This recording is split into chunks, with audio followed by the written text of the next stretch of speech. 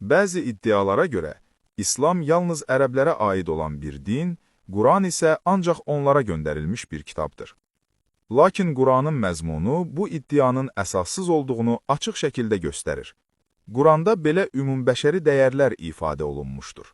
Ədalətli olun, Maidə 8, ata-anaya hörmət edin, İsra 23, yalan danışmayın, Zümər 3, ölçüdə və çəkidə aldatmayın, Ənam 152, günahsız insanı öldürməyin, Maidə 32, yaxşılıq edin, Bəqərə 195, yetimin haqqını yeməyin, Nisa 10, ehtiyac sahiblərinə yardım edin, Bəqərə 177, İsrafdan və xəsislikdən çəkinin, Furqan 67, uşaqlarınızı yoxsulluqdan öldürməyin, İsra 31, doğru şahidlik edin, Nisa 135, hakimləri ələ almağa çalışmayın, Bəqərə 188, zalıma meyl etməyin, Hud 113, kin saxlamayın, mümkünsə bağışlayın, Maidə 8,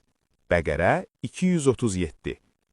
Bu nümunələrdən də göründüyü kimi, Quranda təqdim olunan prinsiplər yalnız müəyyən bir etnosun və ya coğrafiyanın deyil, bütün bəşəriyyətin mənəvi mədəni inkişafını hədəfləyir.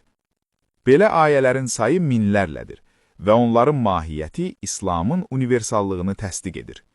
Quranın ərəb dilində nazil olması isə yalnız üslub və dil faktıdır. Onun məzmunu və məqsədi bütün insanlığa ünvanlanmışdır.